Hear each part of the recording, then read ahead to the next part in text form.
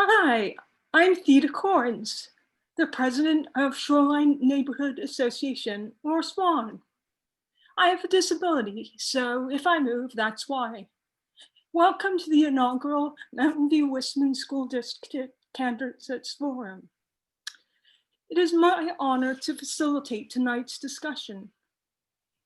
I'd like to thank all the candidates for taking the time to talk with us, all the residents who are joining us, the SWAN Steering Committee for helping put this together, Alex Brown for the timer, and Max Berman for his help with the timer. To find out more about SWAN, visit our website at www.shorelinewestmv.com, which is in English and Spanish. Just a brief overview of how things will work tonight. We have a timer window. To be fair to every candidate, we'll be strict about time limits. The timer will indicate whether a candidate has 30, 60, or 90 seconds. I'll begin by asking each candidate to introduce themselves in 90 seconds. We'll then have some questions from the steering committee, and then we'll have time for questions submitted ahead of time or submitted during the forum. If you'd like to submit a question for the candidates, please type it in the Q&A. To everyone, we'd like to keep this a respectful dialogue, not like the debate we saw recently. Please keep this in mind as you ask or answer questions. If someone is disrespectful, we may have to remove you. We've always had diverse neighborhood gatherings with people from many diverse backgrounds and viewpoints, discussing things amicably. So I hope we can continue that tradition tonight. So without further ado, I'd like to call on Manny Velasco for his opening statement. Thank you. So I am Manny Velasco, and after nearly 15 years of service to the district and 36 years as a born and raised resident of Mountain View, I've decided to join the race for the school board trustee. In 10 years in special education, working in every school and at every grade level, I gained firsthand knowledge on the student perspective in our educational system. Later in my position, forging community engagement, I was able to help create the first food pantry, develop English classes for parents, instituted free tutoring, managed the district PK program, pitched the idea for Parent U, and gave free enrollment into Foothill College to all parent participants, regardless of their status. Among my other responsibilities was overseeing our EL students, immigration population, homeless resources, and mental health providers. I created data systems that were adopted countywide and helped inform many of the statistics presented by the district in recent years. I oversaw mental health referrals and connections. On top of this, I spent many years as the president of the union, representing a large part of the district employees. I have dedicated my entire adult life to the well-being of all students, with a special focus on all of our most fragile populations. And my mission will be to promote fair and equitable learning environments for all of the students, ensuring safe, clean schools, equal access to resources and technology, and accountability to the standards set forth by the board. Our district should be the heart of our community, and our schools should be the standard of education. Thank you.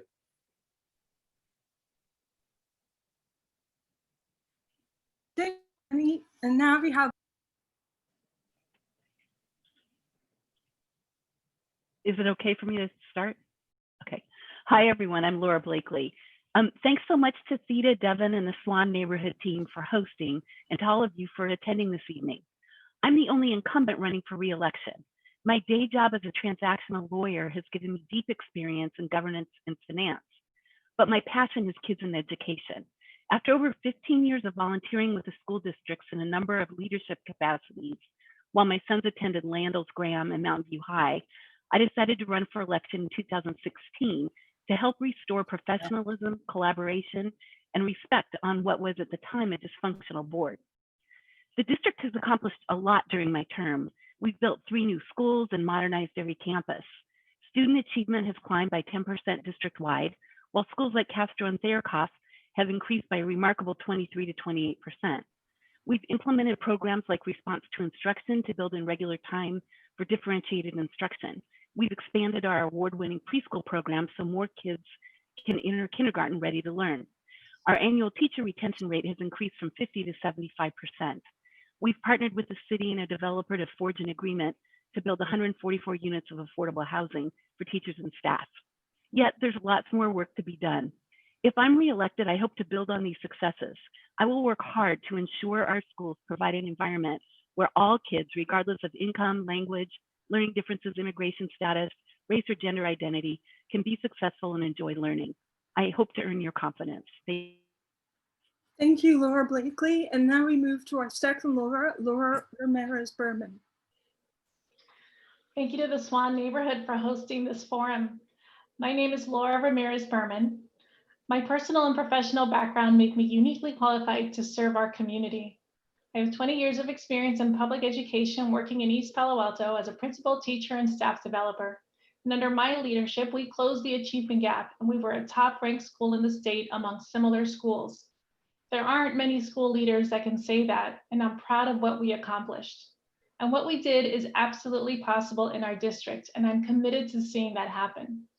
I'm also a proud mother of 2 bicultural daughters in 2nd and 4th grade at Gabriela Mistral Elementary School. I plan to be a family in our district for many years, even beyond this 4-year term, and I'm invested in the success of our district as a parent and a resident. I'm an active parent leader and volunteer serving the school site council as president, the district's parcel tax oversight committee, the Measure T school bond campaign, and a Girl Scout leader. If elected, my focus will be on advancing equity and closing the achievement gap. I will work to increase engagement and rigor by advocating for culturally responsive teaching and social emotional learning, inclusion and academic interventions, supporting health and wellness practices that are instrumental to improving student outcomes, especially mental health, attracting and retaining teachers, and fostering a strong, inclusive community. With my professional and personal background, I can make a positive impact on the work of our district and on the lives of children across our community. Thank you.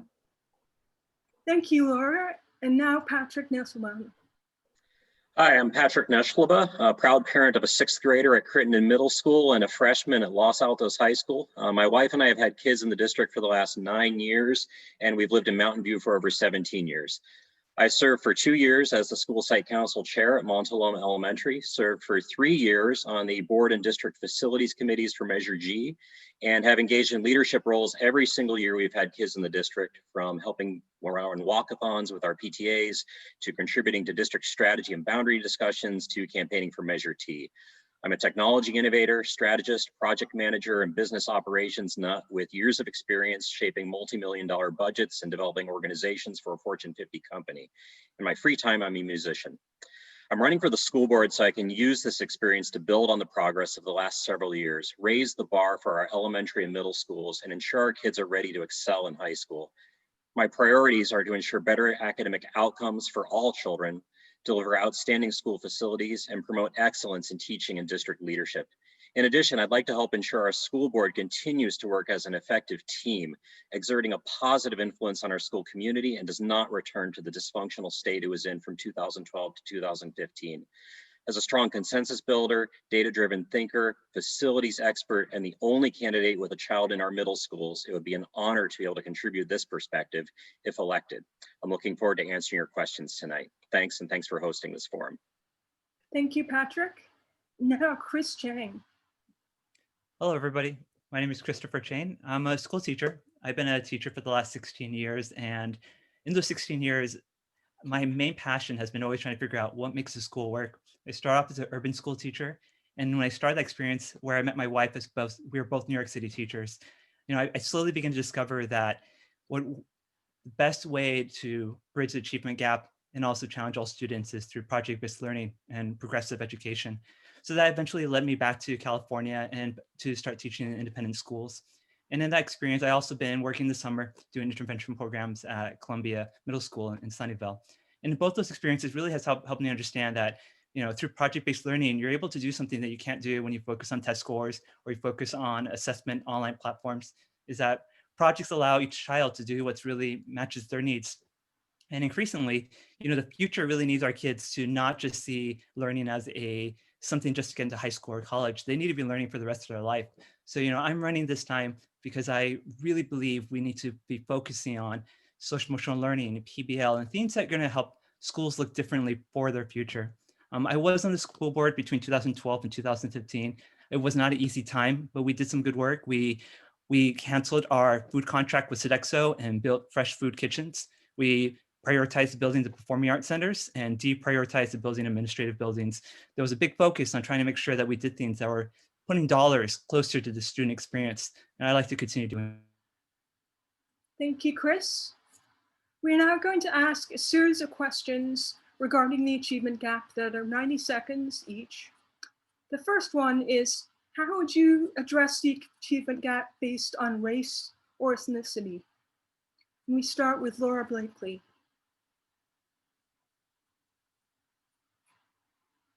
Oh, she's muted.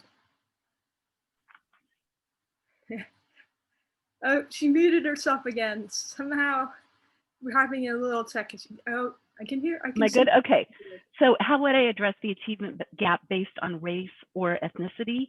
I think that really goes to monitoring the data and figuring out what is working and what isn't. We actually have made tremendous progress in terms of helping language learners in our community. We just saw data at a school board meeting the other night that the language learners, which correlates highly with race and ethnicity, although not exclusively, we're doing better with language learners in language arts than the Palo Alto School District is. So we've made a lot of progress, but that doesn't mean that there's not more to be made. So I think the differentiated instruction is huge. The response to instruction program that we've done allows for flexible groupings, differentiated groupings so that kids get time in smaller groupings with their teacher. And that works for both the kids that need a boost and also with the kids that are already higher achieving. And so that's a real win for kids. Also, race and ethnicity, reaching out to parents in parent engagement is huge. Social emotional learning also is important. And the health and wellness, we just hired a wellness coordinator, and we've also just hired an equity coordinator. And so I think that those two positions will help make sure that we keep our focus on culturally responsive teaching and making sure that what we're doing is working. So those are some of the things that I would do. Thank you, Laura. And now Laura Ramirez-Berman. Great. So yeah, in the data that was revealed this week, we could see that there's been some progress in the data with our Latinx community. But so when I think about race, I think about the community because it seems that we still have a lot of progress that needs to be made. So I mentioned that I was a principal leader in East Palo Alto, and I'm really proud of the work that we did in actually closing the achievement gap and making a really strong impact for students and families. And we outperformed our counterparts, the districts near us for the similar demographic. And they would call and ask us how we did it. And it was always three things. So one of the first things we said, it was always raising expectations for students. So I suspect that we might have an expectation gaps in our district. So we really want to think about what our expectations are for our Latinx community. We want to bolster our professional practices. So helping our teachers learn about differentiation, social emotional learning, cultural responsive practices, and really focusing on equity and training them on equity. And then the third thing was really important, which was belonging. We always said it was love, but it was building a really strong community, because when students and families feel engaged and safe and participating, there are the student outcomes that we want to see. And so as a board, we want to make every decision with a lens of equity. We want to be really conscious of race and our biases, and we want to think about mental health and supporting the adults at the school sites too, to understand how race plays a piece. Thank you, Laura Ramirez-Berman. If you don't mind, for the other candidates, I'll just address you by first name since your last name conveniently appears in the Zoom. So next is Christopher. This question, I think, really makes a distinction between a lot of different approaches that the board and the candidates have. I actually believe that focusing on data is the wrong way to go with this, and let me explain why. So when we focus on data, that gets correlated, that basically becomes test scores, and that prevents a teacher to really focus on what the students who are behind really need, which is relationship and relevant curriculum. And it's really hard for a teacher to focus on seeing the child, as a human being, an individual with individual interests, and building relevant curriculum that's culturally relevant to their passions, when there's a test score that is the goal for the teacher, the school, and the district. I, for many years, ran, after I left the school board in 2015, I ran a startup event at Crittenden Middle School for several years with a group of amazing parents. And in that experience, we purposely targeted to bring into STEM students who really hadn't been exposed to hackathons and startup events, a lot of things that affluent families pay for the kids to do.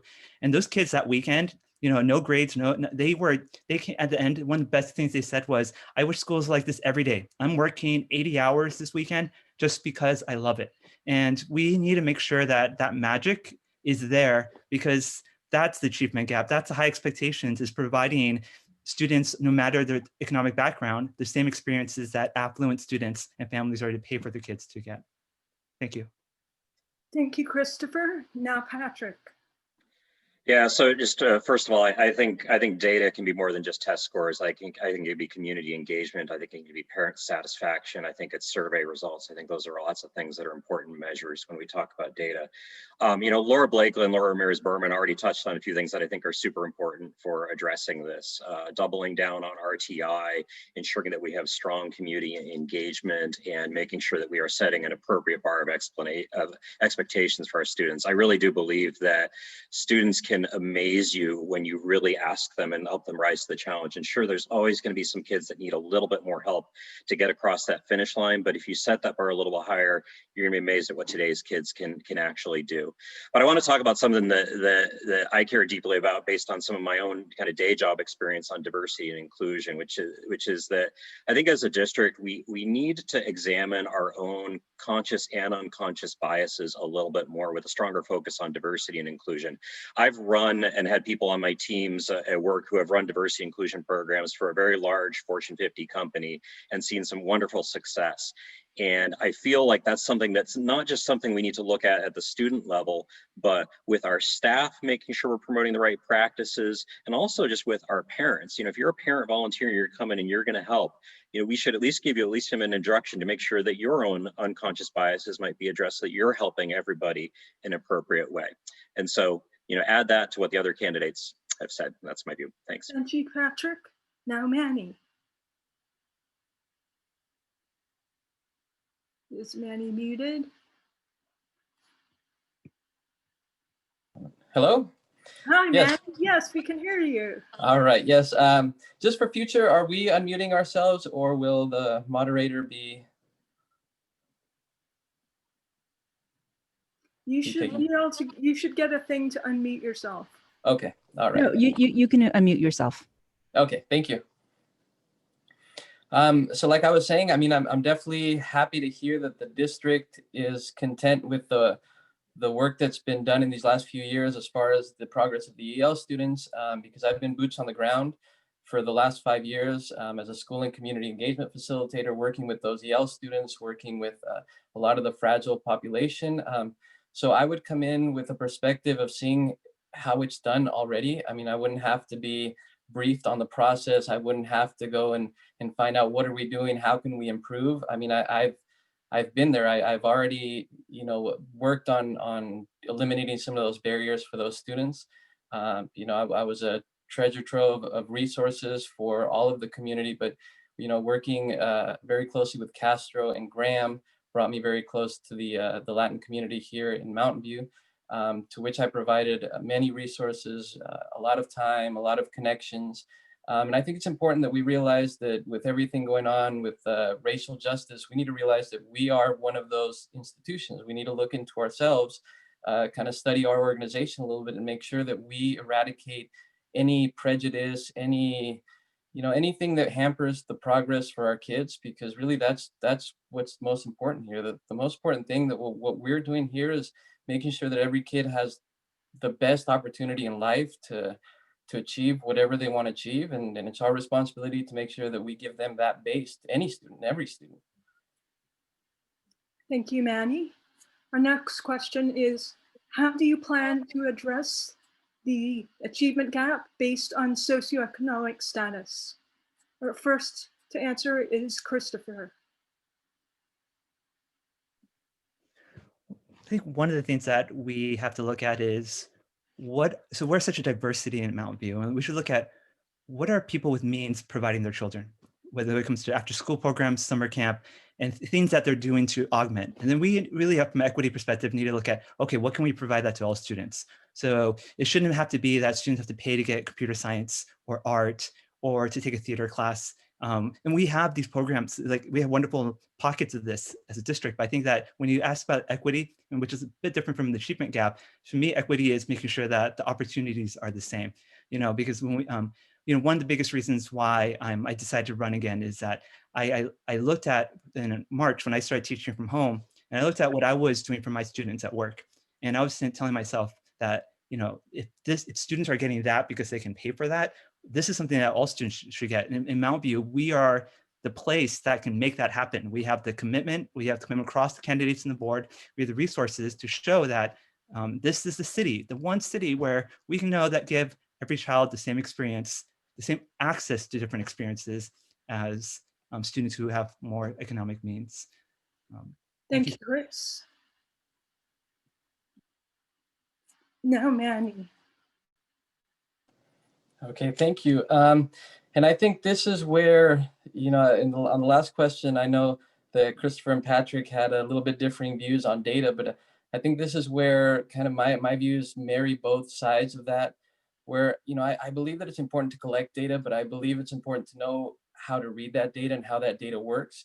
I mean, I can see an example. If we're at a school, for a student, a homeless student to be considered a McKinney-Vento student in our district, they have to self-identify themselves. So say we have a school where 5 students have self-identified as McKinney-Vento, but there are truly 15 students in that school who are considered homeless by the county. Our data will reflect what those 5 students are given as far as resources. It won't reflect that we have been missing out on 10 students. And that's where the empirical data and the positions like the school engagement facilitator, the at-risk supervisor can come in and create a situation where families start to feel more trust with the district. They will reach out and join the community, and then we can reach back and give them the care that they need. I mean, I've worked with these McKinney-Vento students. I created the data platforms that were used for a long time to keep track of these students. I've offered one-on-one help. I've gotten tons of mental health help for these students. I helped create the first food pantry at Castro School, and we were feeding hundreds of families every other week. Thank you, Manny. Now, Laura Ramirez Berman. I have to use your last name because there are 2 Lauras. Thank you. So one of my main priorities is to foster a stronger and more equitable community across our district. I think it's really fundamental to achieving our goals. And I can't stress enough that every child deserves an equal opportunity for success and the tools that they need to reach their full academic potential. And when this happens, when we have successful children, no matter what their SED, their SES status is, everybody wins. So we all need to be champion of getting students exactly what they need. And we need to be able to identify it. The data points from assessments, that's one piece, but those teachers know our students so well. So we need to make sure that they are well trained to identify students that have those needs. The data we just looked at the board meeting this week can identify, that there's definitely that SED really is a factor when you look at student results. And I'm going back to the Latinx community because that was really striking that for the Latinx community, there really wasn't a big discrepancy whether you were low socioeconomic status or not. So I think that culture is really going to play a really big piece in understanding how to help those Latinx community members, those families, bridge that gap. And I think a lot of it has to do with building community and building trust with those families. Families would say in Spanish, it's confianza. So knowing how to build community and knowing how to bring those families along and understanding them what role they play in their child's education. Thank you, Laura. Now, Patrick. Yeah, so this is a really meaningful topic to me and one that we dealt with often when I was on site council at Montalome Elementary. I think any discussion about making sure every student has the same resources we shouldn't go without mentioning the important role that the Mountain View Educational Foundation plays, first of all.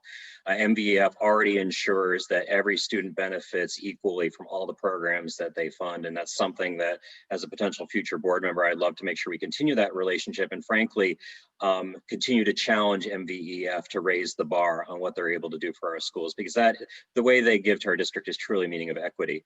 I think also just making sure students are coming in on with a strong start. I mean, we've made some inroads in the last few years with our preschool and pre-K programs in the district. And I think we have a great opportunity to look at doing more in those areas. And then finally, just making sure we are, again, doubling down on the areas that work. At Montaloma, we saw wonderful results closing the writing gap with programs like RTI. We didn't do as well at math, and that's something that we should be continuing to look at more. But we know that RTI works, and getting in there and continuing to work with families and understand what students need, what help. We've seen that work, and I don't see necessarily a reason to change course from that. Thanks. Thank you, Patrick. Now, Laura. And I think I've unmuted. Thank you. Well, I have so many ideas, and I think my colleagues here have brought up many of them. One is the preschool program. We have our preschool program won statewide awards, and we've expanded it so that it used to be just morning. Now there's full day options. And when it was it was Head Start, and Head Start had such a low income threshold that people, even though they were like way below the poverty line in our county, they couldn't qualify. So we got rid of that, and we have, kind of pay as you can programming for that. So some people pay full rate, and others it's income adjusted. And I think getting kids entering preschool ready to learn, like if you can do early education, that is just huge. So that's a big one.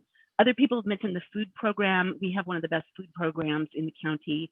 We've given away thousands and thousands of meals, and are continuing to do so. We have a very strong McKinney-Vento program for our homeless students. We are one of the only districts in the area that has gone to a one-to-one environment, which means that we provide every student with their own device, be it a laptop or Chromebook.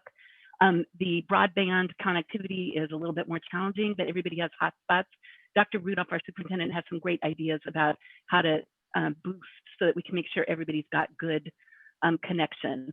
High expectations, as we said before, and partnerships with MVF and the city, as Patrick mentioned, also help ensure equity for everybody. Thank you, Laura. And finally, how do you plan to address the achievement gap based on whether or not a student qualifies for special education? And first, we have Manny. Thank you. So this is definitely a subject that's near and dear to my heart. I spent my first 10 years in the school district working as an IA in special education. So I mean, I've seen the autism program start from the beginning. I know we had a couple of classrooms at the back of Castro. We picked them up and took them over to the school, opened up our program. But I mean, I definitely think that we need to ensure that the right people are in the right places for our students. I think if you were to talk to any families in special education, there's definitely a need for a very strong community. And that's something that the district needs to work on. I think that special education sometimes feels very, very lonely, if that makes sense. I think that, families feel that way, staff members feel that way. And I think that that's something that I'd like the district to focus on. I know that there are new positions in the district to help with behavior, and I think that's a wonderful thing. When I was a union president, I helped establish that position. And I think that we need to take advantage of that. Definitely with this pandemic going on, I think that we need to bring those students that need the one-on-one support onto campus the safest way possible, and start giving them that support as soon as possible. I know that we're kind of extending the date for when all the rest of the students are coming back, but I'd like to see special ed students to get the services that they need immediately. Thank you, Manny. Now, Laura Ramirez-Berman. Thank you. So as a school administrator, I have facilitated and led hundreds of IEPs and 504s and SSTs in my career. And more recently, I've helped parents as a parent advocate. So my philosophy around special education is just what is best for the students.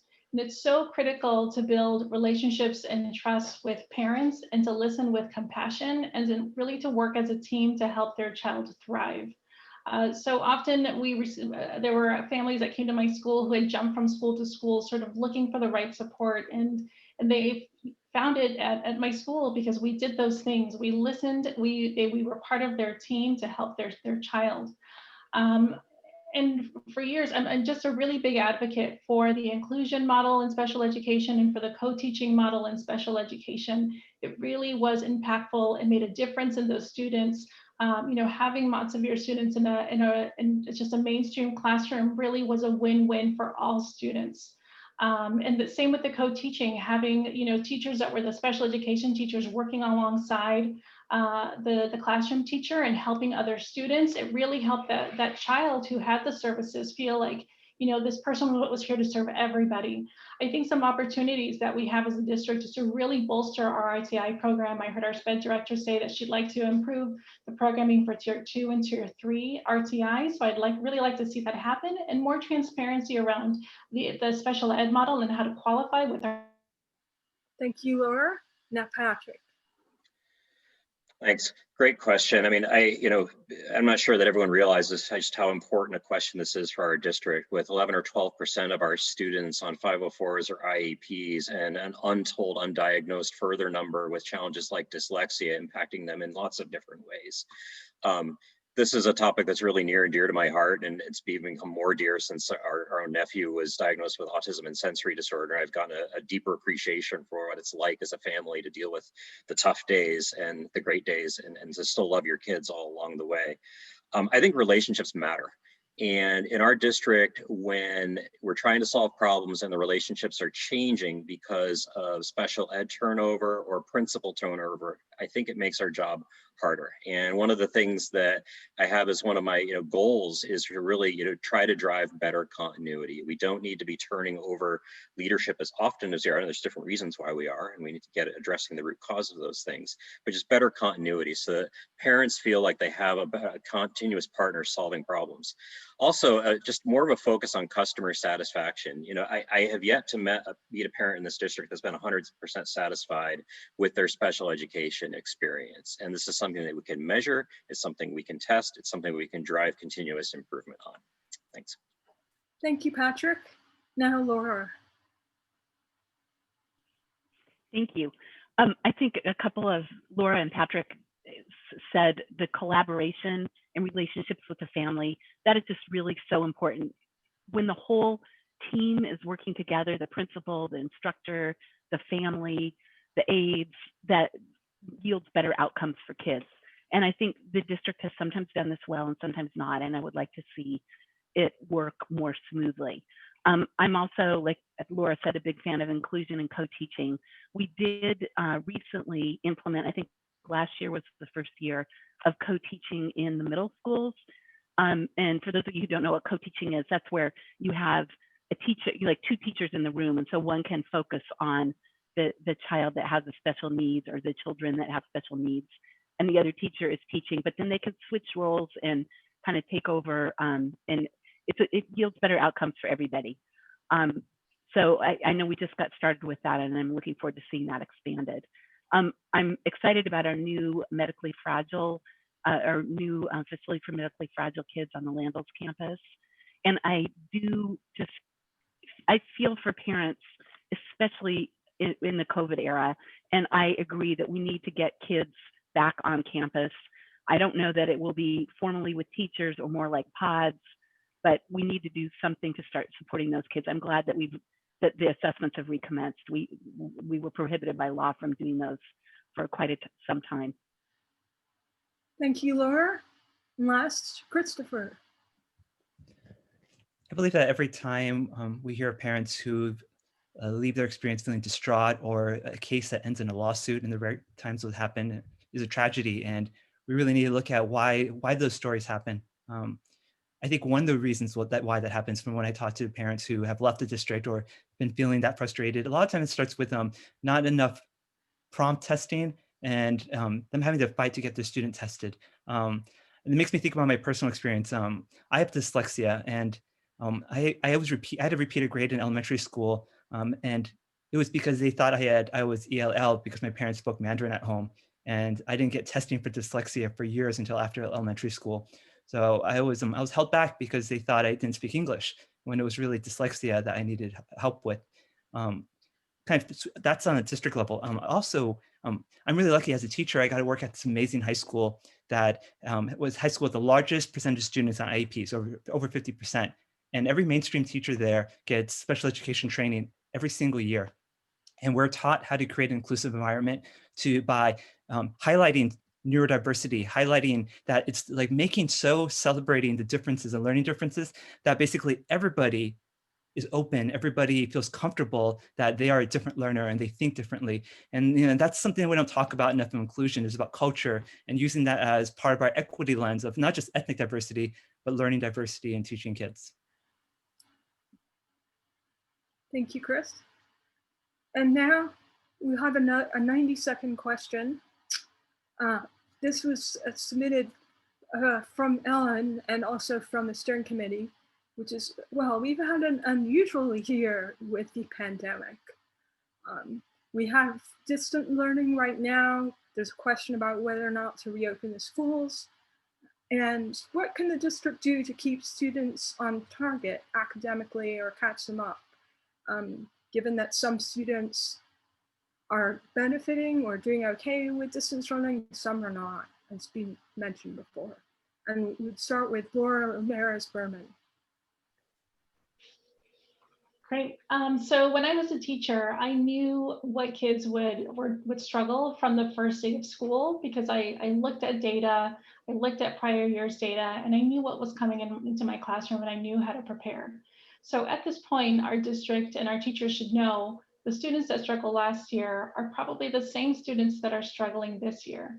And now with the new data, we also know that we have middle schoolers that are struggling to stay engaged, and we have our SED students that are struggling to our ELs and our TK and our younger kids.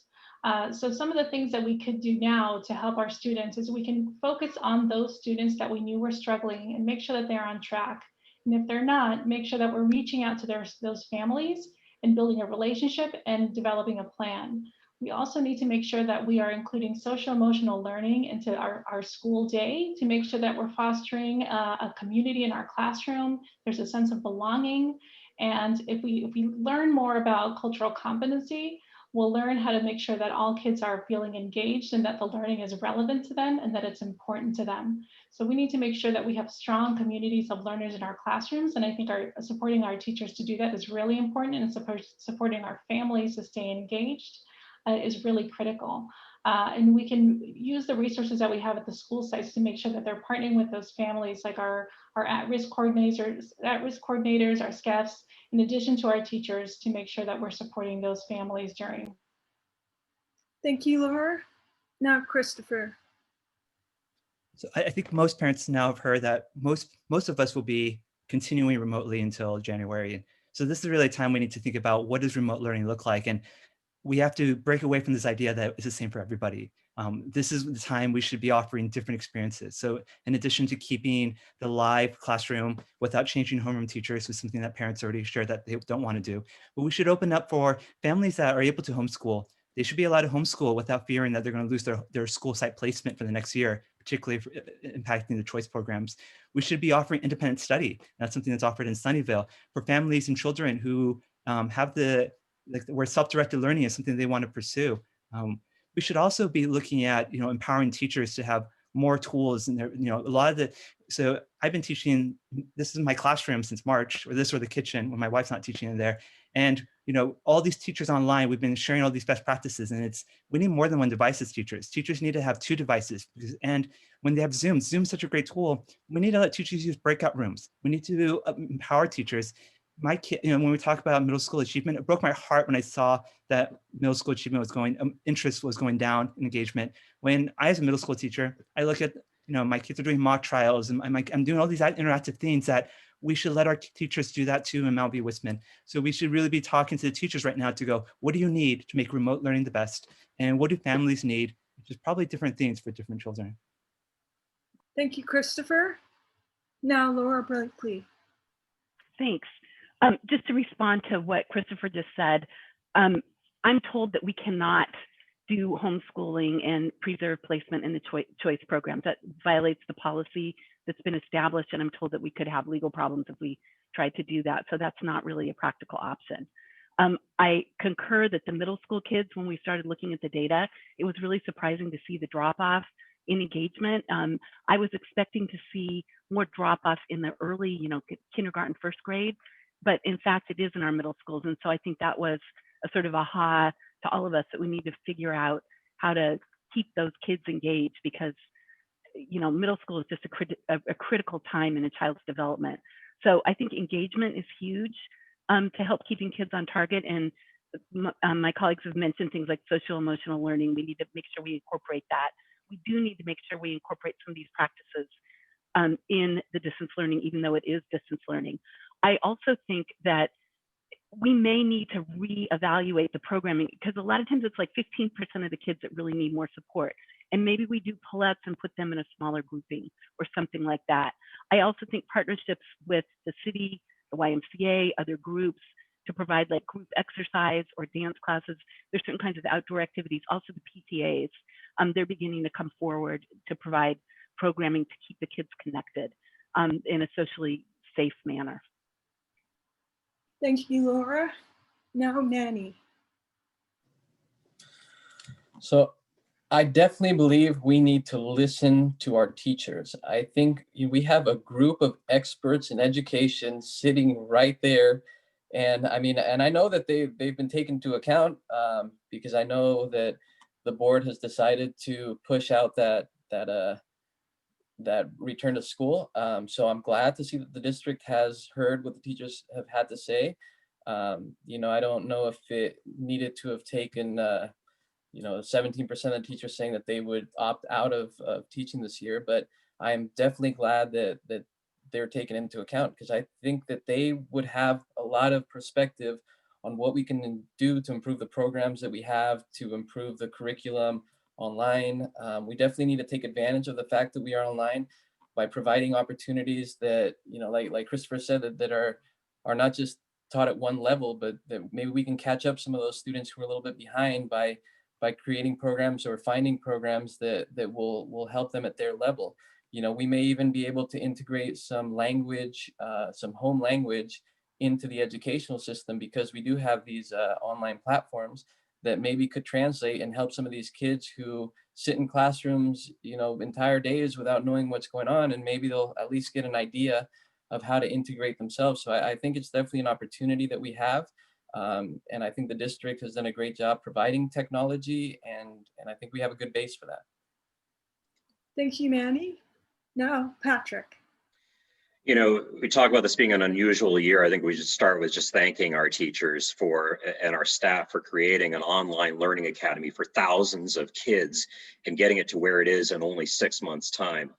That's pretty remarkable and unprecedented to deploy learning at that scale. And we talk about solving further problems. We have to keep that in mind, that anything we discuss or decide or advise school leadership to do has to be something we can do at scale. I think some of the opportunities, clearly the survey data, pointed to, keeping students more engaged is an area we have to look at, and also focus on problem solving. And I love what, some of the other candidates have said about, looking at more differentiated approaches. Right now we do kind of have a one size fits all, because, hey, that's how you scale something in 6 months. And we had this learning before. Differentiated instruction works when we're in the classroom. Well, now we can move on to differentiated instruction might work online. It's the logical next step. And, we can just take that. But finally, I think we do need to recognize that we're not going to solve this problem for everybody and get everybody caught up before COVID ends. That the challenge for this next board isn't just advising and supporting the superintendent and his staff on solving problems around distance learning. It's in shaping the investments we're going to make after that, because I feel it's going to take us years to finally get, and that's the tragedy of COVID, unfortunately. But as a board, we're going to need to look at that, have a strategy, and get onto it. Thanks, Patrick. Our next question is 90 seconds. How will you attract, support, and retain high-quality teachers, staff, and principals? And we'll start with Patrick again. Yeah, so I have a very, very deeply held belief that the teaching profession is needs to be compensated more appropriately given the value the teachers contribute to our society. And I really commend the steps that the district has taken to raise our teacher compensation up into the upper quartile. Now in our area, I hear teachers saying that, you know, oh, Mountain View pays well. You know, I like hearing that. But there's another level that we need to go to in order to ensure that, you know, as new teachers are coming into the profession, that we're really continuing to attract the best, the brightest, the greatest talents we could possibly have in teaching and not have them go off to some other profession. And this is where I really want to leverage my experience in operations and budget management to see just how much resources we can free up so that we can pursue that mission of ensuring that teachers are compensated more appropriately and enacting disruptive change. I recognize that's going to take years. I'm clear-headed about that, but that's a pretty important North Star for me. On the principal side, you know, I appreciate that, you know, Dr. Rudolph and his staff have taken steps to improve the principal hiring process, because clearly what we've been doing in the past, you know, either we're not hiring the right people, or we're not developing them appropriately, or we're not giving, there's something off there. And I think improving the hiring process was a good step. We need to make sure that that's continuing to deliver the results we expect so that our principals are sticking around a little bit longer. Thank you, Patrick. Now, Laura Bertman. Great. So when you look at the data from the district, it seems that we've been able to retain our teachers pretty successfully at a rate of somewhere between 75 and 80%, and I think that's great. Unfortunately, in my experience at Gabriela Mistral, we experienced a large amount of turnover, or just the transition when teachers would move from one school site to another. And we are on our third principal this year. And when we have those transfers, or we have to fill those gaps, I mean, it really is crushing for a community that's worked for a year or two to build trust and community. And to see those leaders leave, or those special ed teachers leave, it really is crushing. And as someone who was in charge of hiring for my own school, you know, we definitely struggled with teacher retention too. We had to work really, really hard. And so what we learned to do was sort of treat it as like, every year we're going to have to hire some teachers. And we know that when we have inexperienced teachers, our kids really struggle with that. So we need to make it our job to get teachers up to speed as quickly as we can. And a couple of strategies that I think really work is building, having teachers come, having strong coaching for one, supporting new teachers, and offering professional development that keeps them engaged and interested and wanting to stay at the school, helps with retention. And having strong relationships with teacher ed programs so that we have student teachers in our schools that are ready to teach the following year. Thank you, Laura. Now, Christopher. One of the best things our current school board and superintendent has done was to raise teacher salaries. Raising teacher salaries has been the single largest lever for teacher retention. So that's been amazing. And there's still work we can do, you know, because K-8 districts are paid differently than high school districts. The MVLA still makes $20,000 more on the starting salaries than Mount View Whisman. And the middle schools, that's still an issue of teachers who can look across and they live in the same neighborhoods. The high school teachers make that much more. So we still need to find ways, whether it be renegotiating the Shoreline funds to put ourselves more at parity with the high school district. So I want to really thank the board for realizing that for teachers. For principals, I really disagree with what the school district's done. Over the last, now about 3 years, we replaced or removed 13 principals out of 11 schools. And that started, and I think it's chaos, started when we dismissed the principal or removed the principal at Graham and at Landals and the rest that year, about 3 years ago. And what happens is that when we do that, it sends fear in the district. It sends a fear that if you don't agree with the superintendent, that this isn't a place for you. And it also sends this message that we don't believe in community leadership, because people who are deeply tied to the community, and we saw that with parents who came out to the board member showing their love for those principals, and that we dismiss that value. And we bring it down to, if they don't agree with the data metrics the superintendent wants, they're out the door. And I think that was a really wrong decision that makes people not want to work here. Thank you, Christopher. Now, Manny. Yeah, I mean, I definitely agree that retention is important. I have seen, you know, the teacher retention has been going well. So I think that as a board, that's important to monitor. And I think that a key part of that is going to be to expedite as fast as possible the creation of the housing for the staff. I think that's going to be a key element of retention going forward. I think part of the job of the board is to make sure that you hold people accountable. So as far as the principals are concerned, I think that the board needs an explanation of why there has been so much turnover. Are we doing exit surveys when people leave? Are we looking at the problem? The district looks at every problem with the magnifying glass of data management systems, but I haven't seen any data surrounding this trend that's going on of principals leaving or being let go. And it's principals that are popular with their community, with their families.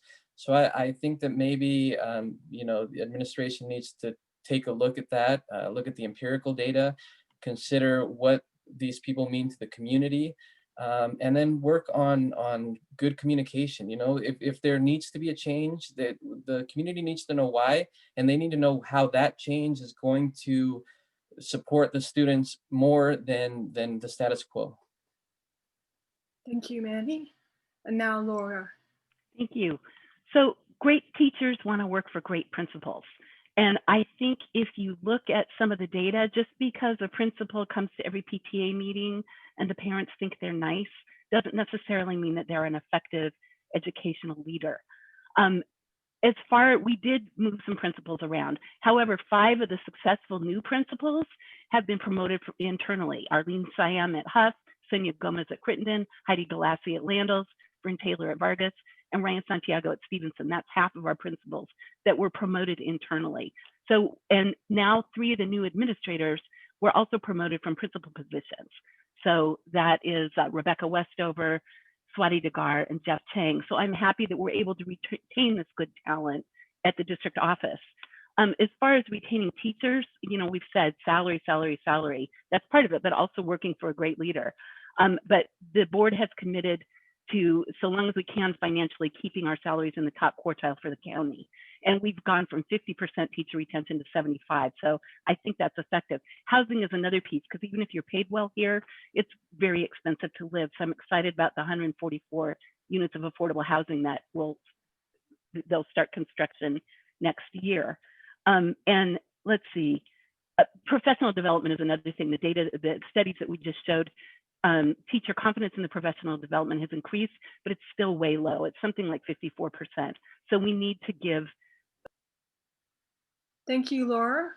Our next question will be 90 seconds. And I should have said that question also came from Bridget. This question, what role, if any, do you see for police engagement with schools? We start with Laura Ramirez-Berman.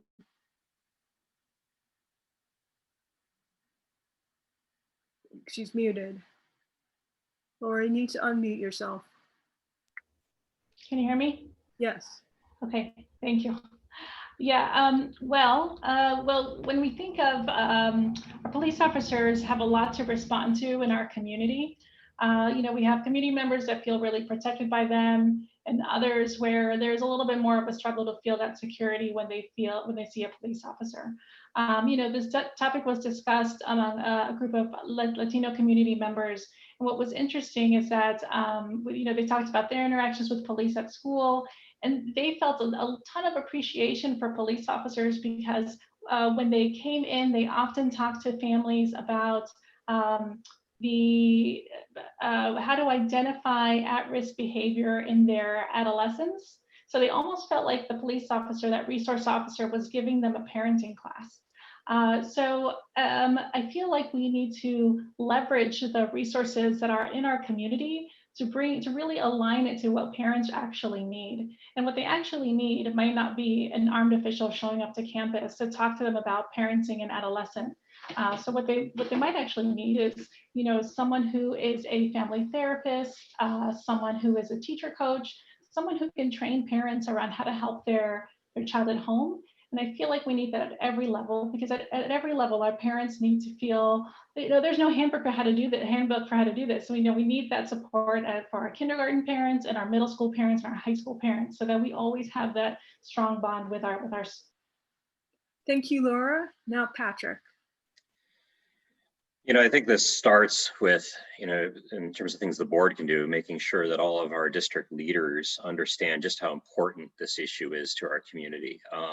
I've had leaders from within our district share some, frankly, horrific stories about how some leaders at some schools maybe engaged the police in an inappropriate fashion that caused cultural walls to be built up with different parts of their community that persisted for a long time, and in one case likely contributed to the change of a leader at a school. So that starts with making sure that everyone understands just how important this is.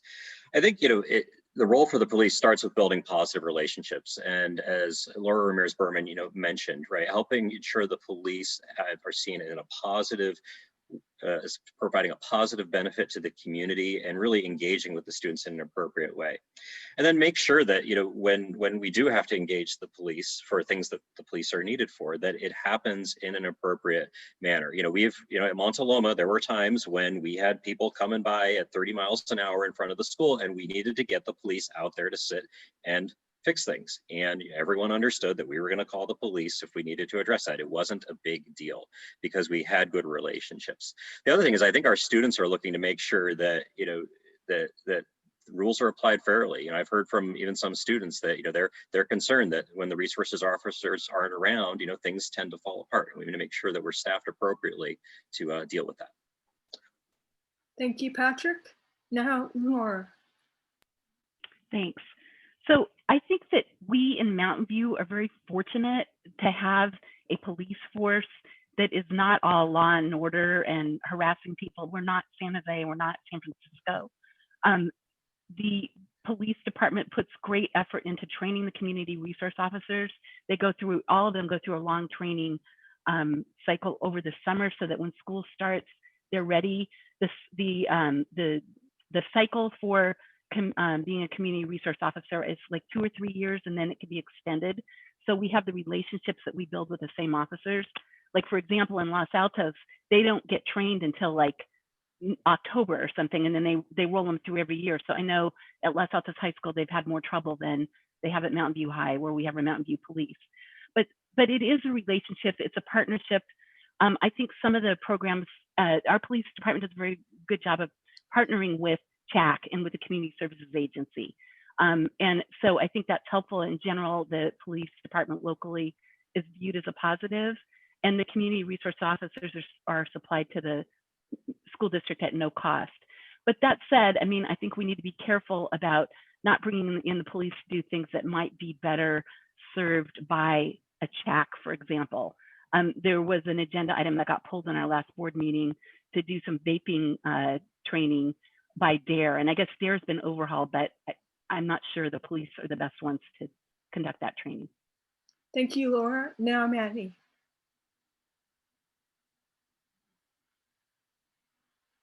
I think you're muted, Manny.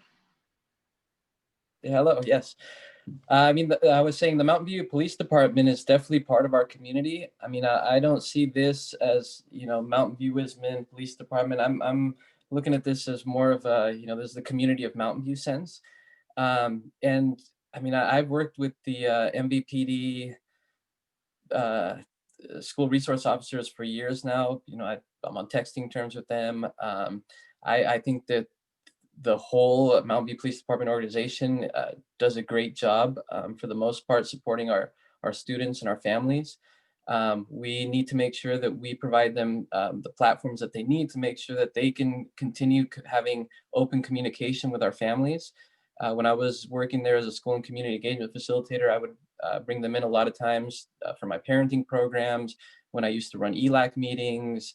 I think that the most important part for the district is to make sure that they provide those avenues for conversation.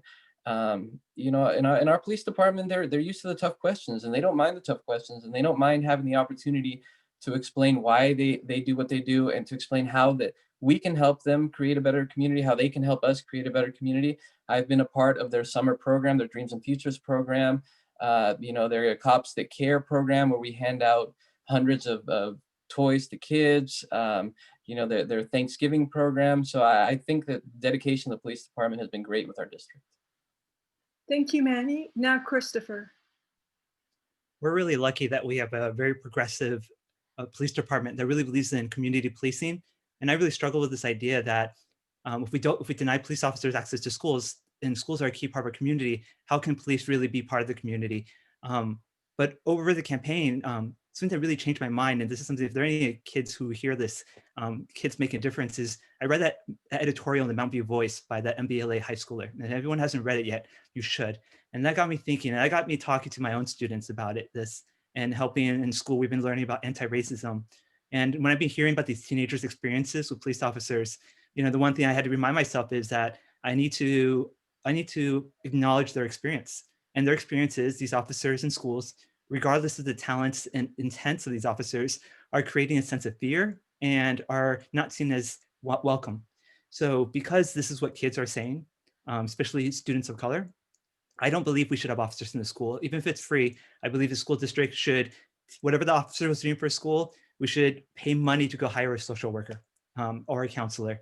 And I was convinced by the students, because that's not how I started off with. I started off thinking we're so lucky to have such a great police department, but the kids changed my mind. So if there are any kids listening, just know that what you write and what you're saying made a difference for me.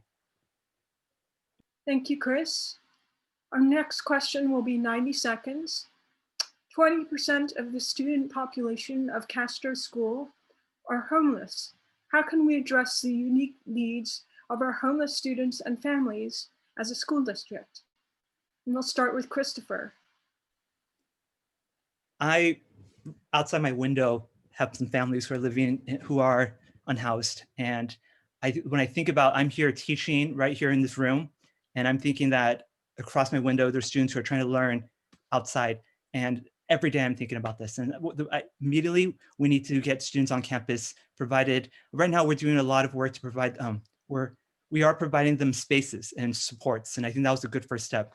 We also now need to move to provide them instruction on campus. I think Manny said it right about, while most of us will be learning from home until January, and I think it's right to keep who comes on campus as small as possible. But when it comes to our unhoused students, we have to get them back on campus. It just, there is no way, remote learning is not learning in that case. This is one area that when not in a pandemic, the school district's done a lot of amazing work.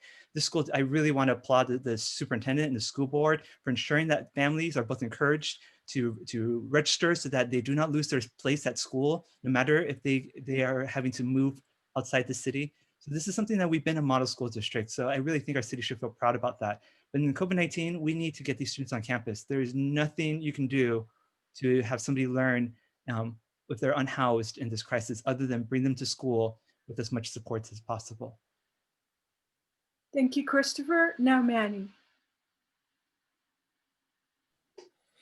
Okay, first of all, I'd definitely like to acknowledge the work of the whole school district. I think, that there has been a special focus on these students in a positive way.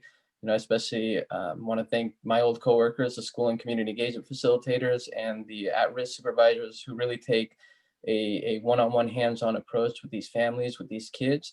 I think that we need to make sure that we keep jobs like that in the district. I know in the past actually 2 or 3 years, those are the jobs that when there's been cuts that have come up in the district, those were the jobs that were cut. And I think now more than ever, we're seeing that those are essential jobs for the district. So I definitely would like to thank the people that are putting in that work. I think that we can definitely provide more resources for families. We need to provide a space, an environment where they feel comfortable and know that we are part of their family. We're here to help them. I don't know if any of you know, but for students to qualify for a lot of resources, they have to self-identify as McKinney-Vento families. So we need to be able to provide that space for families to come in and say, we want your help, we need your help, we trust you. We also need to provide the parameters to where we can assign people to be McKinney-Vento. There's trainings that you can take so that you can be a McKinney-Vento, I guess, sponsor. So I hope the district looks into that as well. Thank you, Manny. Now Laura Blakely. Thanks. So we do have a full-time McKinney-Vento coordinator, Priscilla Bogdanich, and she's bilingual and she is wonderful. And she works closely with the school community engagement facilitators, as Manny suggested. We really do a lot of outreach to our families. To be considered homeless, you're not necessarily like sleeping under a streetlight or even in a trailer, although we do have a lot of people in the mobile homes. I'm very concerned that with the impending the rent moratorium, when it comes off, that a lot of families will have to move out of the area. If families are kind of bunking up with friends or neighbors, that's also considered homeless. And so we need those people to self-identify, and we need to make them feel safe, because if they move to Sunnyvale or San Jose, you know, they can still stay enrolled in our schools, and which is especially easy with the distance environment that we're in now. But we want them, you know, if they're having that kind of disruption in their life, we want to maintain the school continuity.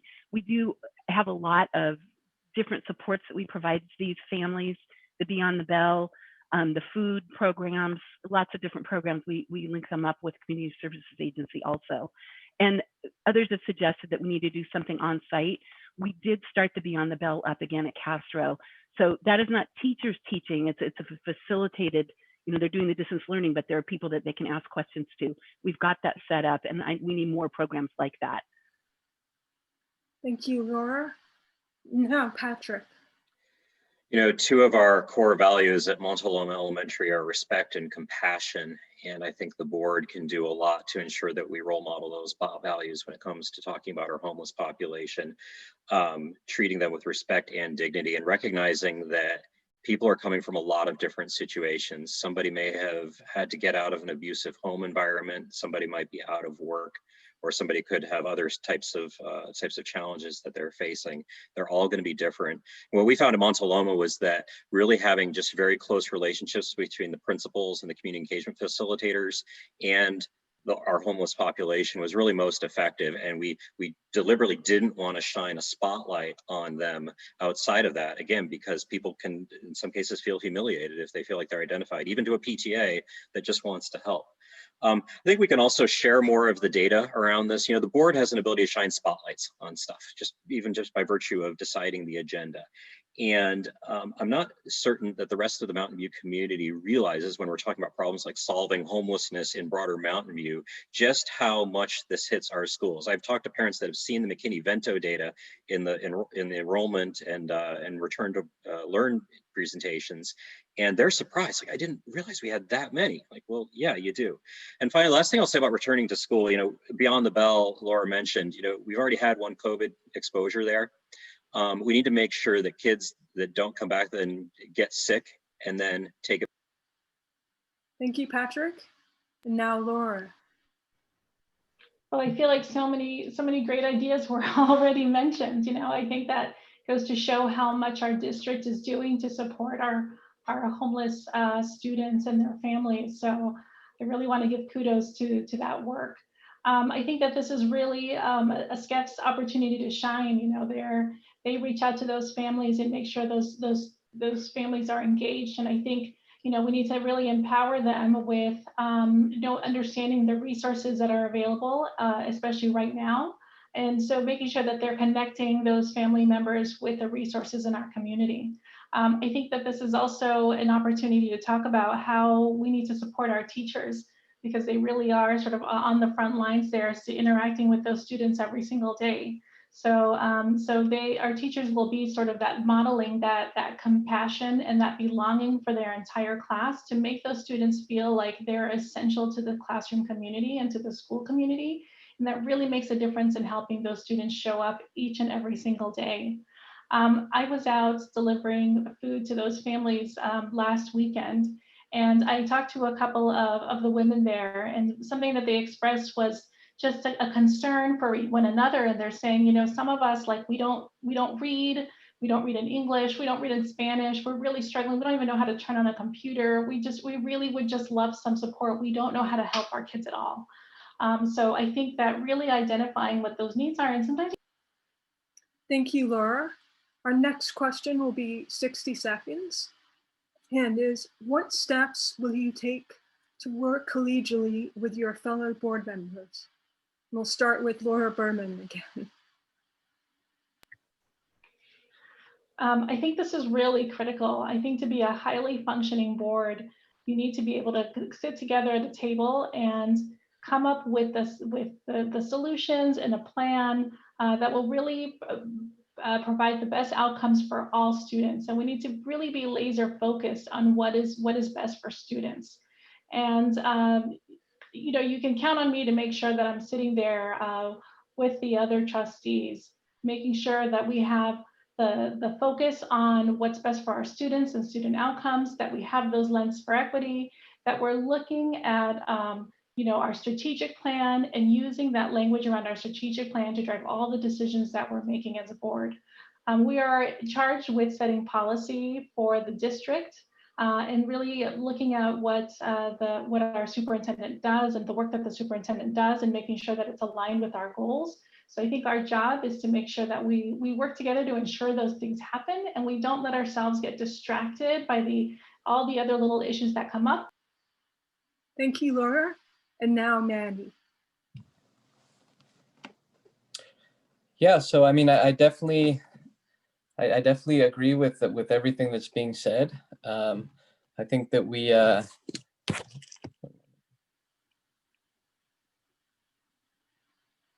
think you're hello, muted. hello. Yes, I can hear you. I've lost the. Hello. Yeah, We can hear you, Manny. I've reset your timer.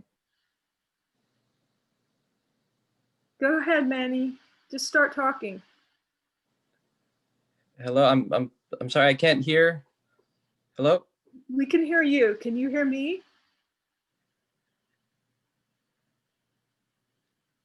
Manny, can you hear us?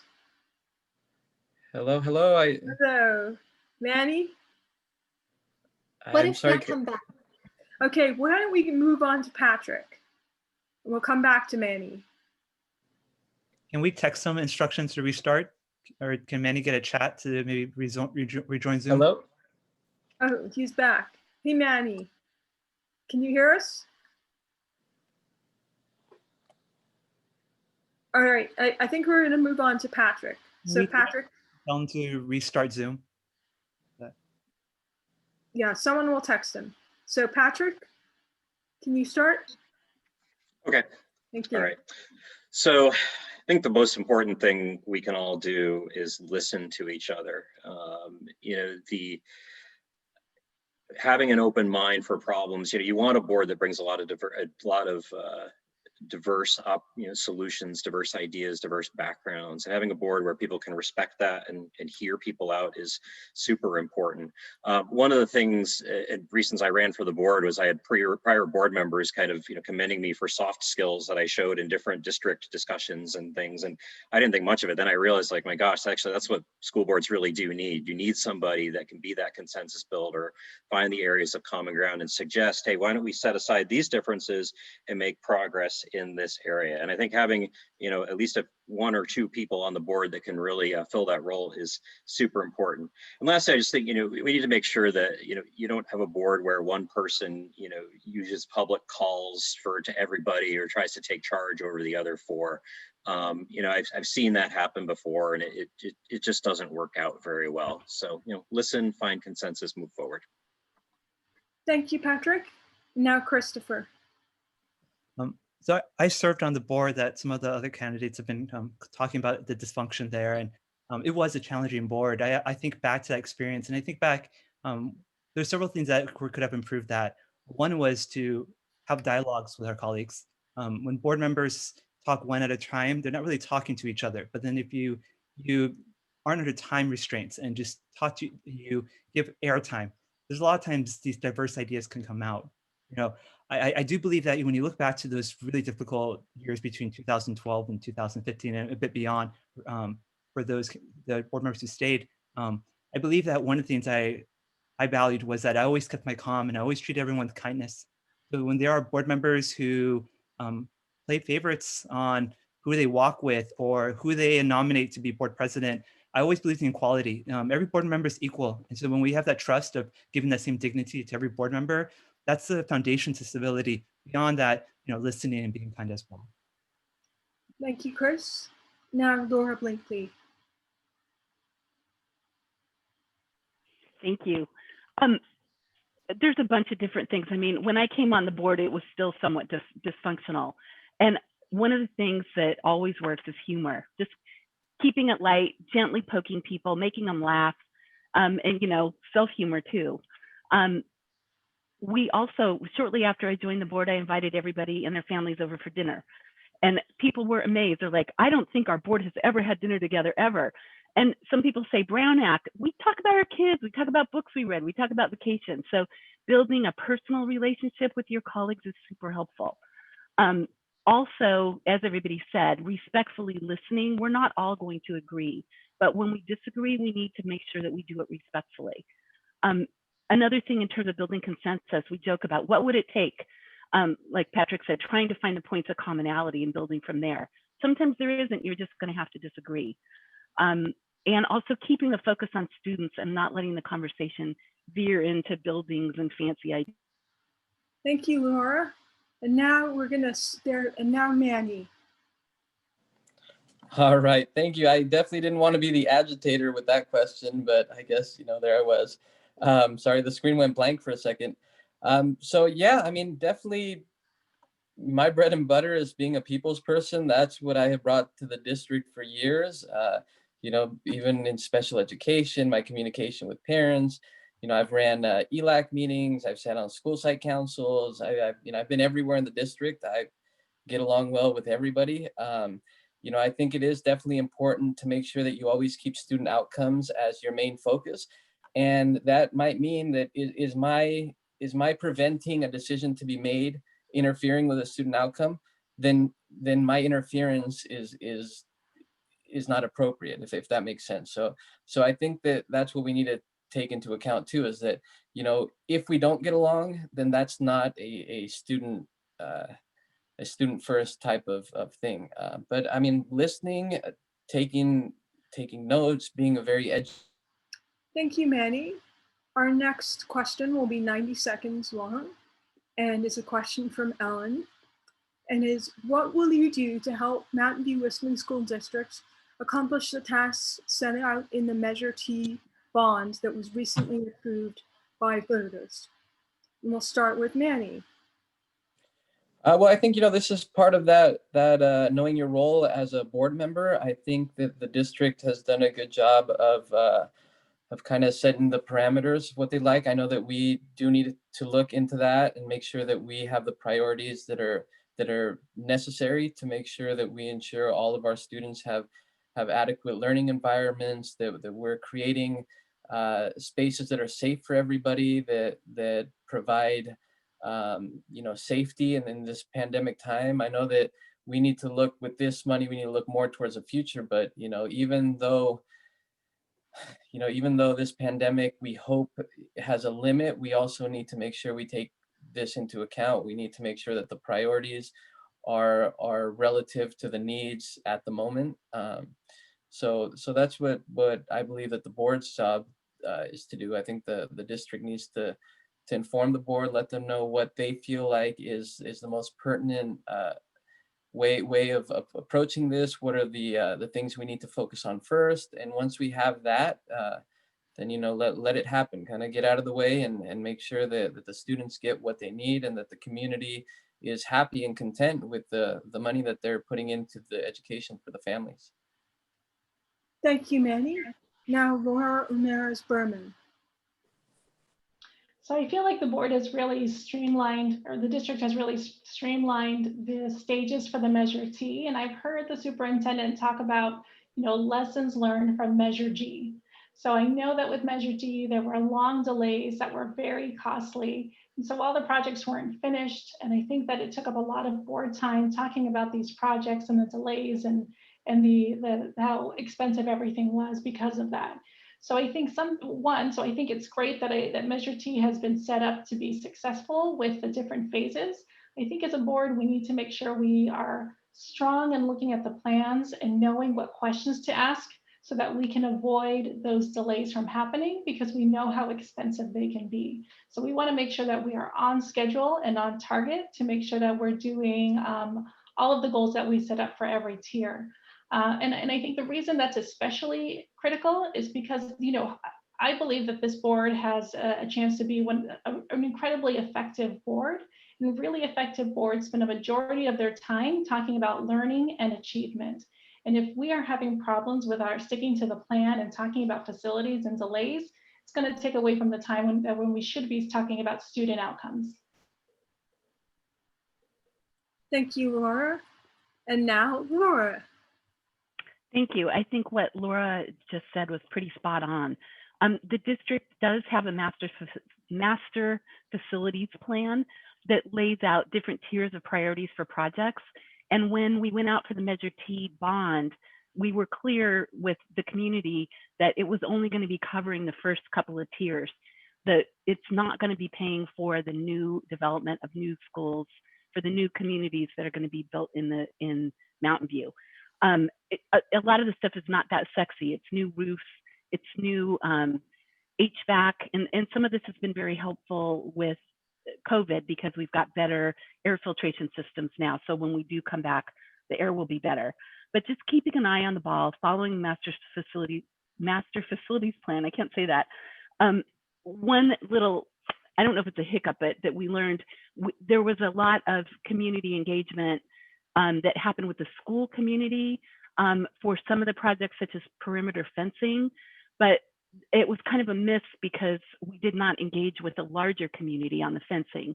And a couple of the school communities, Mauna Loma and Bub in particular, where there's the fencing will also affect the community because they really use those school sites as parks. We are now going back and engaging with the community. We should have done that earlier, but it's never too late.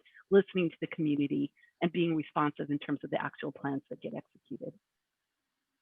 Thank you, Laura. Now, Christopher. When I look at the Measure T, I think the one biggest lesson we could have taken away from Measure G, the previous bond, is something we're actually not doing. And what we should be doing is hiring a district construction manager. So one of the problems with Measure G was that even when you have an amazing chief business officer and a superintendent who's really committed to construction, it splits their bandwidth. And we hire Greystone West, which is the same firm we use for the Measure G. And it's they work on other multiple school districts. There's not somebody whose focus is on construction. I learned that when I did a case study looking at Milpitas. Milpitas across the bay had the same size bond as Measure G. They finished their construction twice as fast without and did twice as much. And I think the takeaway isn't go fast, but the takeaway was they had a district construction manager, somebody whose sole job was to have the district's interest. Instead of going fast and fast, I actually wish right now we go slow to go fast. And what I mean by that is the example was mentioned about the fencing. Right now we're rushing the fencing because we want to build for school opening or COVID-19. I think those are false parameters, or solar panels because kids are on campus. We should do those things right. So if we go slow now, then we can go fast later. So I fear that the takeaway people say from Measure G is fast, and then when people complain, then slow down later, versus we should go slow, engage first, and then with the right engagement, things will go a lot quicker. And if we hire a district construction manager. Thank you, Christopher. Now, Patrick. So as someone who campaigned for Measure T along with the two Lauras and seeing it pass with 70%, you can bet I care an awful lot about making sure this thing goes smoothly afterwards. And with extensive background in project management at a corporate level, that's something I hope to bring the right oversight to if I'm elected to the board. I think a couple of things matter in the follow through. First of all, there's been a lot mentioned already about communication, and that's absolutely essential. The second piece is details. I actually went to the board earlier this year and talked about the importance of detail orientation as we got into this stuff, because looking at solar panels, you knew that someone might put a solar panel in the middle of a quad that you don't want it to go there, or there might be a fence someplace where a community might not want it to go. And looking through those details really, did matter, and making sure that the district is doing that proactively will help us avoid things like spending 30 minutes on a solar panel discussion which is a thing that actually contributed to yesterday's Let's Speak's board meeting running longer, right? So being proactive about that, get after the details, make sure we're communicating with the communities about that and moving forward. I'm really actually very pleased with how things are going so far. The initial estimates are coming in under budget. That means there's going to be an opportunity to shape further priorities after that. That's what you want to see. So when we talk about management, you know, things are coming in. Things are coming in on budget. Those are pretty important management features. Seems to be going okay so far. Thank you, Patrick. Our next question will be 90 seconds again. As you know, MVWSD has strategic plans. What goals do you feel are the most important, and how do you propose to make those goals happen? And we'll start with Laura Blakely. Thank you. So I think all the goals are important, or they wouldn't be in the strategic plan. Student achievement and student learning have been large goal areas that we really focused on this past 5 years. The new plan that is, under development, in this board, the new board will be the one that approves the plan. I've been saying, and we had it in the old one about community, cultural awareness and culturally responsive techniques. So I think like the equity, the cultural awareness, I think that will be a particularly important goal in the new strategic plan, and that ripples into multiple areas. So it will be human resources, making sure that our staff is appropriately trained and respects each other. It will also ripple into the educational delivery, the content that gets delivered by the teachers. So for me, I think for the coming years, that is one of the very most important priorities. Resource development also with the new schools, but I'm hoping that we get to talk about that later. So that will be another one. I don't know where we are with the timer. Devin said that she was wonking out, and I think I'm probably gone over by now. Okay, well, I will just call on you guys, and I will just use a timer myself. Hold on a second. Let me just set a timer here. I will just pick on Patrick because he is next, but let me set up a timer, and it's set timer for 90 minutes, or 90, set timer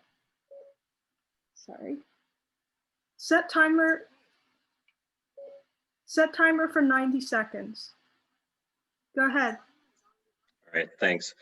So in terms of strategic plans, I think these get back to, my campaign goals that I talked about at the beginning of this. I think we have a great opportunity to raise the bar for student achievement, and ultimately the strategy should be focusing on that. The district has made progress, things that were shown in the strategic planning presentation at this board meeting, and we have a great opportunity to continue that trajectory. And I think a strategy that focuses on that is going to lead to some great returns, no matter how you want to measure the success of this district. Second, is making sure that our strategy is one that allows our district to serve all of our students. And there's two pieces of that. We've talked about equity a lot already. There's another piece, which is making sure that you've actually got a classroom for everybody. And if you look at the long-term growth trajectory of Mountain View, it might modulate a little bit with the effects of COVID and how workplaces are changing, but we're going to need some new schools. And part of the strategy needs to think about what's our long-term facility strategy going to be.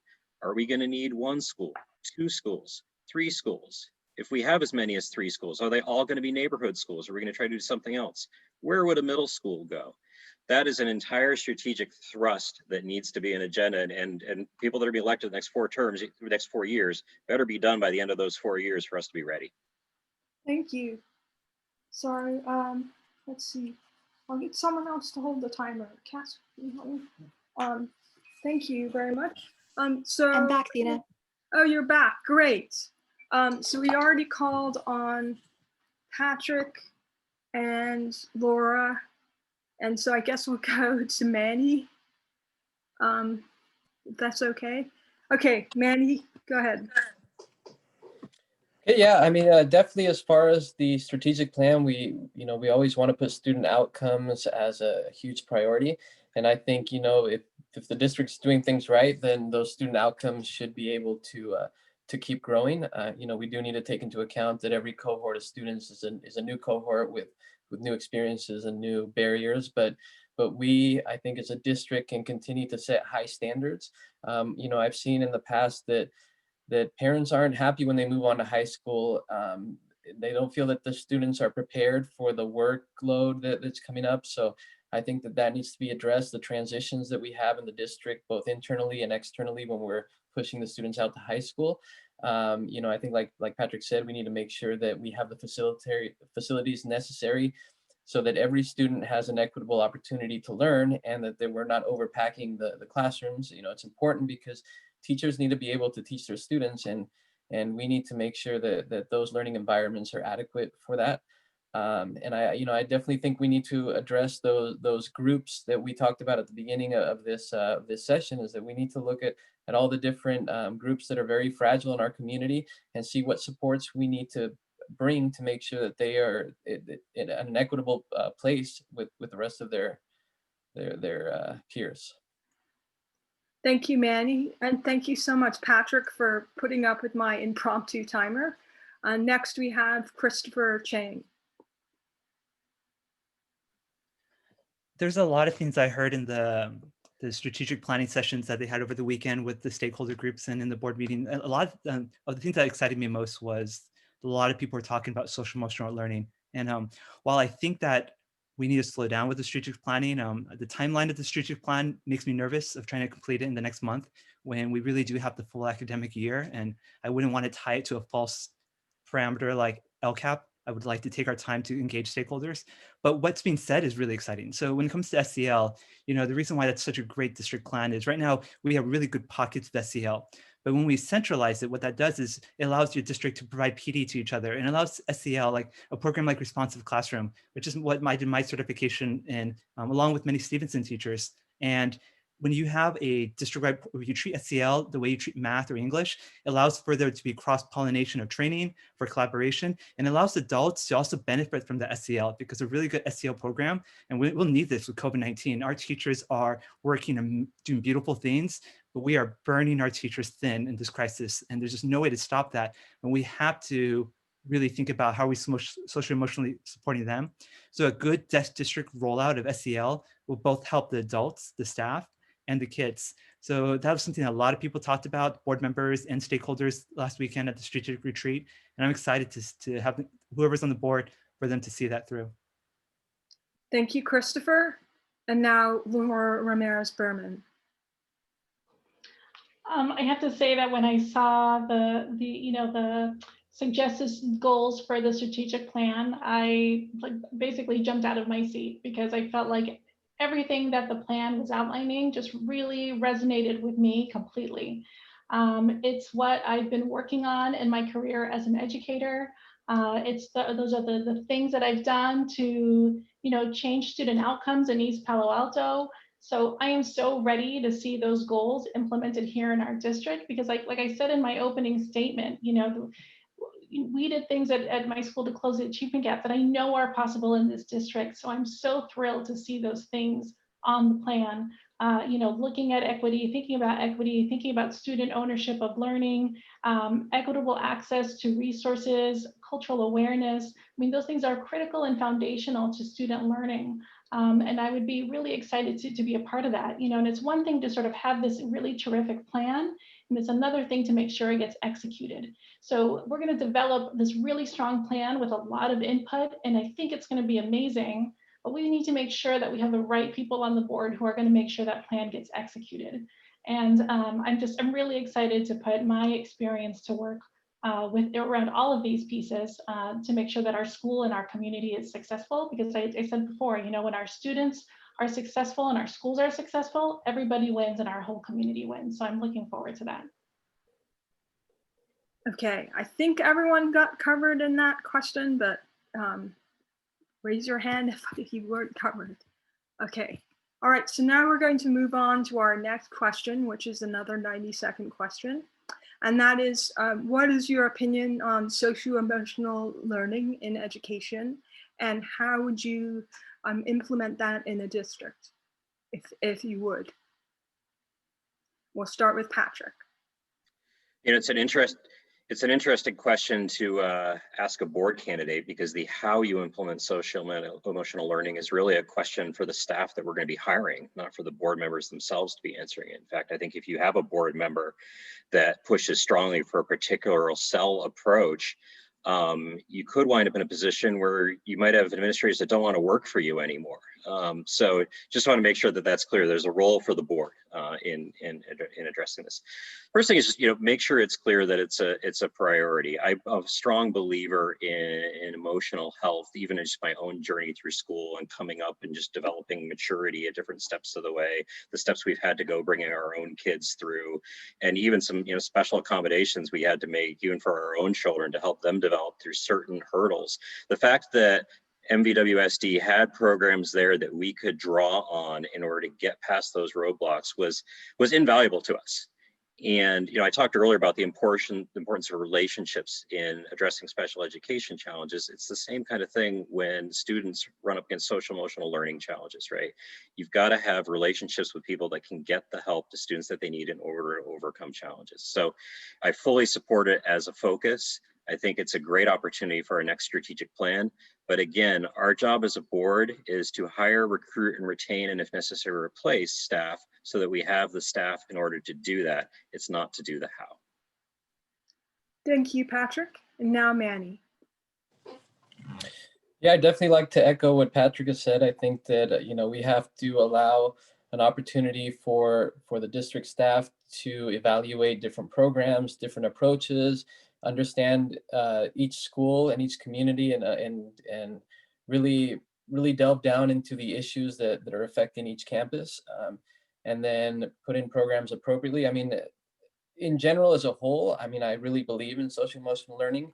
I was a huge part of it when I was in the district, both systemically and, just as being a mentor for students, running, lunchtime groups, after school programs, or just after school groups where I would have the kids who were at the lowest part of the grade scale, the students who refused to take tests, and they would come in and we'd hang out, we'd do homework together. I was able to connect them with the teachers who they were unable to connect with, for whatever reason. And I was able to provide that bridge for a lot of the students, because I do have a lot of a background in mental health, working with the district, working with CHAC, working with all the organizations that provide a lot of that socio-emotional support.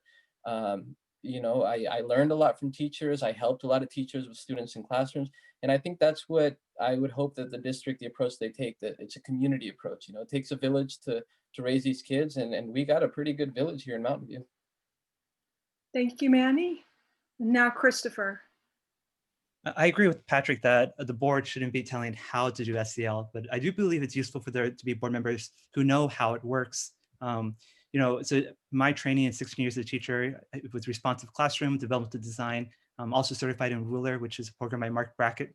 Great book, Permission to Feel, if parents are interested in reading about SEL.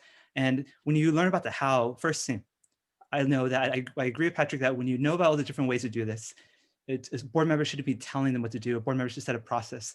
And the right process for this should be like any curriculum. We pilot different programs, teachers, parents, kids, and we have a competitive pilot and let the community tell us what's best. And when you know about the how, you also know that when you look at some of the things happening on an organizational level at district, it makes you think that we need to trust the community and not just trust the district staff. When the district administration replaced 13 principals at 11 school sites, I'm not fully convinced that the SEL quotient there is there as a community when it comes to cultivating support. And because a good SEL program should be for adults and kids. When you know the how, SEL works when the staff members use it with each other.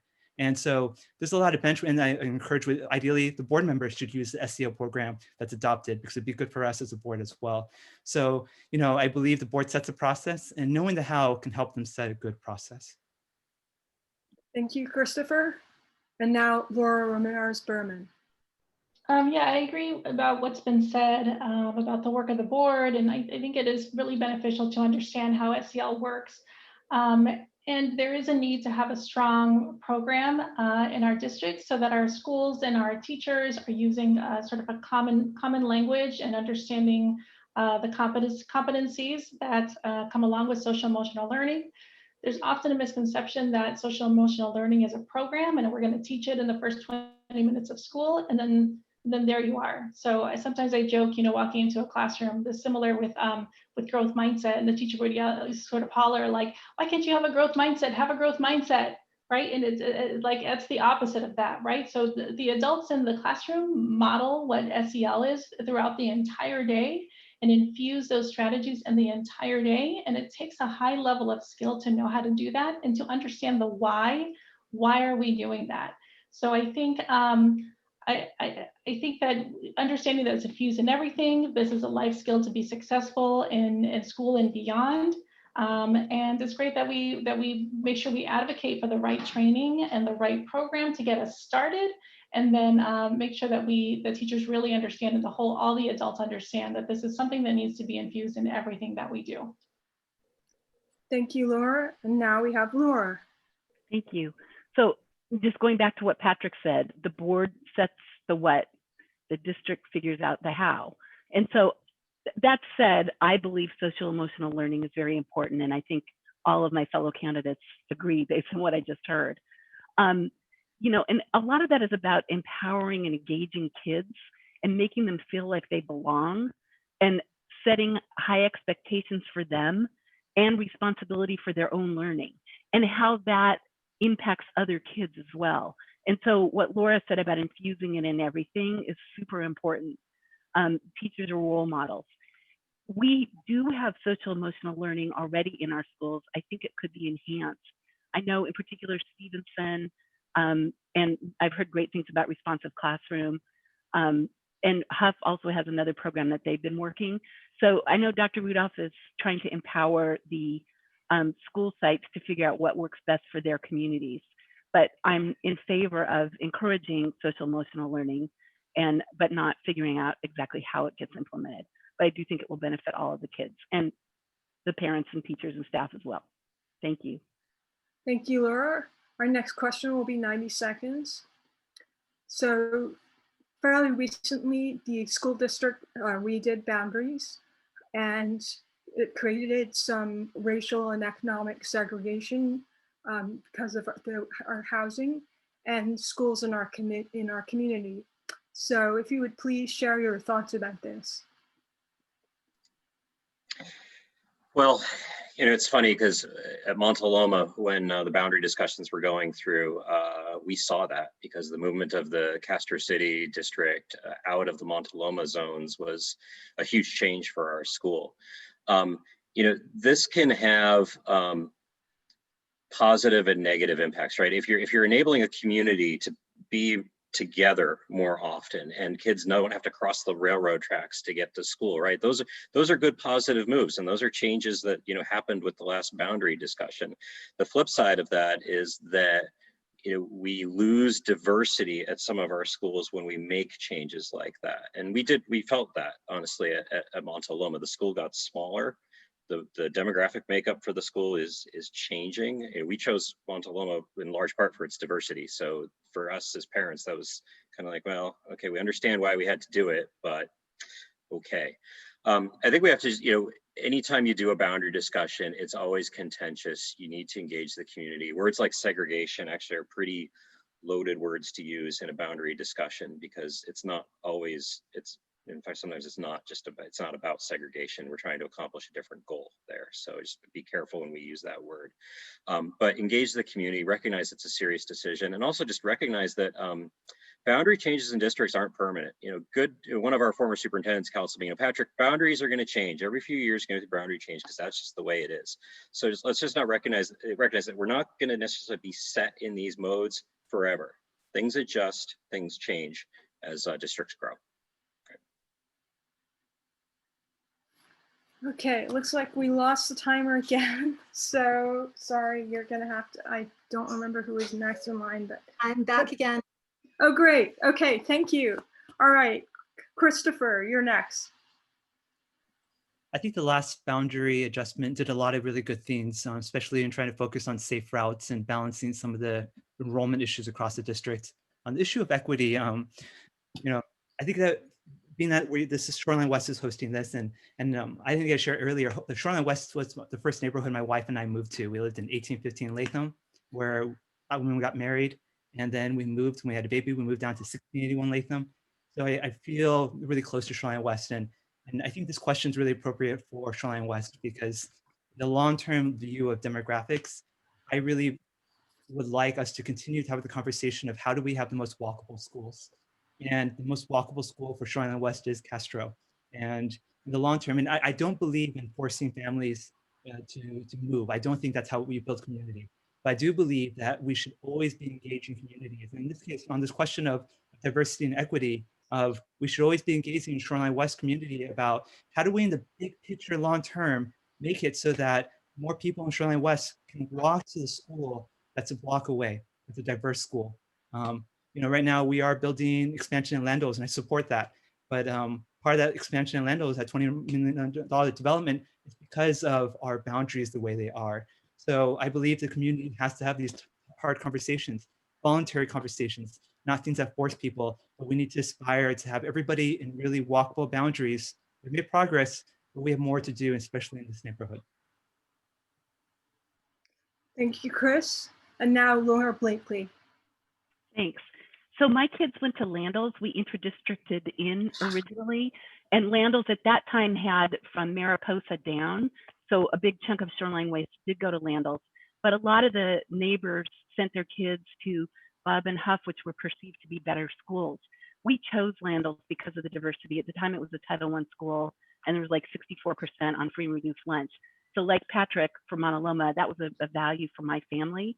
Sadly, with gentrification, wealth is concentrating and the lower socioeconomic families are getting pushed out as properties get redeveloped. And, unfortunately, I think that's just a fact that we have to deal with. I do like the value of walking to school. I know kids that live in Shoreline West that do walk to Landos.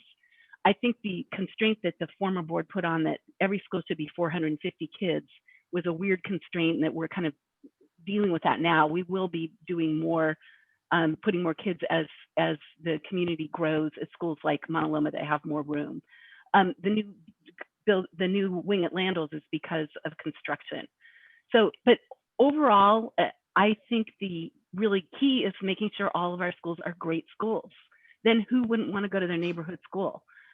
Castro has lower teacher ratios. I think it's a fabulous school, but I think we really need to celebrate that. And so, we'll see what happens over time, but I'm proud of all of our schools. Thank you, Laura. And now Manny. So I think one of the most important things that we can do is to empower the community that doesn't feel like they're empowered. I know that when we would run these little pods a few years ago of community members who wanted information on redistricting and to give us input, there was a lot of real estate agents that would show up. There was a lot of people that were just had houses in the community. They weren't parents. But I didn't see a lot of the Latino families. I didn't see a lot of diversity there. And sometimes they say the squeaky wheel gets the the oil, the grease. And I'd like to make sure that the district is listening to all sides. There's nothing that kind of tells me that the district had any intent to segregate anybody or any negative intent. And I think that they did what they felt was best for each individual student. But that doesn't mean that, you can't look back and say, is there changes that could be made in the future to make sure that this doesn't happen again? We're going to have new schools in the district, so there's going to have to be redistricting again, rezoning for the schools. So I think this is something that we can learn from. We can, assess the data and say, why did this happen? What can we do to make sure that this doesn't happen again, and to assure all of the citizens of Mountain View that we are, a transparent and equitable culture here in the Mountain View Whisman School District. Thank you, Manny. Now, Laura. So when I think about the school boundaries, I think about the importance of a neighborhood school, and I think about equity, and I think about diversity. A neighborhood school is a school that you can walk to easily. Maybe it's just a mile away, a mile and a half away from your house. And so that you can also form relationships with the friends at school that live close to you, with those family members. So it really takes a village to grow a child. So I think that it's the right opportunity when kids can walk to their neighborhood school. And I also think about equity and diversity. And I think that we need to make sure that we have values around diversity and make sure that all families and all children understand that it's really sort of what Laura was saying. The reason she chose to send her children to Landos is because she valued that diversity. So we need to celebrate that diversity and see it as an opportunity for our children to work alongside children that may look a little bit different from them. And it humanizes other people from other cultures, and it really helps set up children for success as they become older, because they know how to work as a team with people who maybe have a different culture than them. We also need to ensure when we talk about boundaries that all voices are heard, because it does sound like when there were some boundaries that were redrawn, equity was a little bit of an afterthought, and sort of at the end realized that maybe not everybody had a seat at the table. So we need to make sure that that doesn't happen again. And every child deserves to be a good school. Just echoing what Laura said, if all our schools are great, this won't be an issue. Thank you very much. This is our last question, and it'll be 60 seconds. And we've talked a lot about equity and inclusion in our school community, and I would just like to have you share any thoughts that you didn't get to include in the previous question, since we are in a very socioeconomic diverse and diverse in general neighborhood. And we'll start with Laura really quickly. I'm not quite sure I understand the question. Is it about equity and diversity, or is it about other things that we wanted to share? Equity and inclusion and diversity specifically, because it's a lot of concern to our neighborhood. So if there are any other thoughts you had that you hadn't already discussed. And you just muted yourself. Oh, there you go. Thank you. I think they're incredibly important. I think they fell off the radar in our prior strategic plan. They were in there, but they weren't emphasized and didn't get the attention that they deserve. We've now hired an equity coach. We're hiring a health and wellness facilitator to help with mental health issues. So we didn't talk about mental health. That's another big piece. I serve on the CHAC board, and I think it's a tremendous resource that we have in our community. It's really important. But I also really wanted to talk about the fact that we've got thousands of new units going to be developed. I'm going to veer off the script in Mountain View. Our school district population is going to increase by 50%. And that's going to be an issue that's going to confront the next board, and it will impact us for decades. We're probably going to need 2 or 3 new elementary schools and a new middle school. And we need to identify land, which is $10 or $15 million an acre, and funding to buy the land and also to build the buildings. And I have the experience with my relationships with the city. I was one of the Shoreline 6, and I think the continuity is really. Thank you, Laura. Now, Laura, you need to unmute yourself. Is it my turn? I saw Patrick's name. Sorry, I can go next. It Okay. is Patrick's turn. I apologize. I'll go ahead. That's great. Thanks. I think something we haven't talked about with diversity inclusion yet is actually one of the things that makes Mountain View, in my humble opinion, one of the best cities on the peninsula, which is just celebrating the diversity that we have in our community. We've enjoyed years of walkathons at Montaloma that really brought our whole community together. And whether it's through prizes or food or just socializing with different members of the community, really allowed us to celebrate all the unique things that everybody brings to the community. And I think, the board through programming, through ceremonial roles, other things can play a big role in helping us celebrate that diversity. And this is what makes Mountain View Mountain View. What makes us not Palo Alto, not Sunnyvale, right? We have a very unique diversity, a blend of culture, a blend of commercial and residential that really makes us unique. And we should celebrate that, shine a spotlight on it, and help everyone recognize a lot of the good stuff that's going and the good stuff that's still to come. Thank you, Patrick. And now it really is Laura Ramirez-Berman's turn. Sorry about that. That's okay. So, I've said it before, working on equity has really been my life's work. And I believe that we need to look at every decision that we make through an equity lens. And we, as a board, we need to get really good at doing that if we're going to be successful with the plans that we're creating now. I've trained with the National Equity Project. I introduced Dr. Rudolph to the National Equity Project, and I'm really looking forward to doing this work because I really think I'll bring that perspective and that lens and that experience to the board.